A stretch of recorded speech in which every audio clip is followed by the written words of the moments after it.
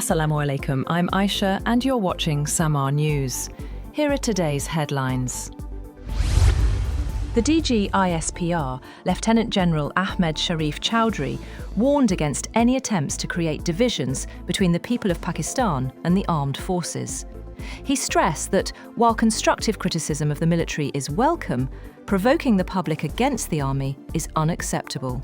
Chowdhury said the armed forces stand as a shield against external threats, including terrorism from Afghanistan and hostile designs from India. He questioned the motives of those attacking the army and its leadership, suggesting such actions could benefit foreign adversaries. The Foreign Office has rejected media reports claiming that Islamabad and Kabul held talks in Saudi Arabia, saying it had no knowledge of any such engagement. The spokesperson clarified that Islamabad has seen media reports regarding Pak-Afghan talks hosted in Saudi Arabia, but has no information confirming such meetings. He reaffirmed Pakistan's position that any engagement must prioritise security and stability.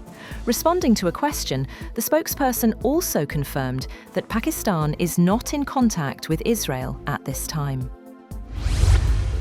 Russian President Vladimir Putin and Indian Prime Minister Narendra Modi have begun summit talks in New Delhi, marking Putin's first visit to India in 4 years.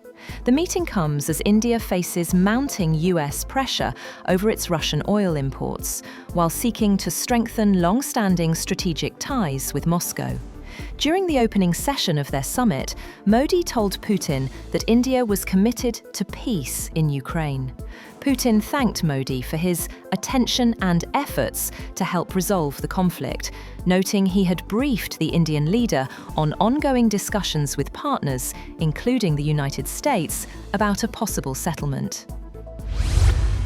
President Asif Ali Zardari has assented to the summary to appoint Field Marshal Syed Asim Munir as the country's first Chief of Defence Forces. The appointment will see him serve as Chief of Army Staff for a 5-year term and simultaneously hold the positions of Chief of Defence Forces also. This historic appointment, effective for a 5-year term, makes him the first ever CDF in Pakistan. The presidency also signed off on a 2-year extension in the tenure of Air Chief Marshal Zahir Ahmed Babar Sidhu. The Ministry of Defence has issued official notifications regarding the appointment of the Chief of Defence Forces and the extension in the tenure of the Air Chief. British universities are increasingly shutting their doors to applicants from Pakistan and Bangladesh, citing soaring visa refusal rates and tightened Home Office requirements. At least 9 higher education institutions have imposed restrictions, leaving thousands of genuine students stranded and the international education sector under pressure.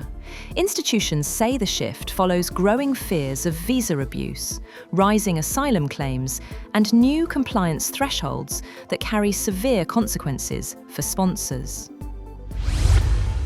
The European Union has fined Elon Musk's social media company X around $140 million for breaching online content rules. This marks the first sanction under landmark EU legislation, a move likely to draw criticism from the US government.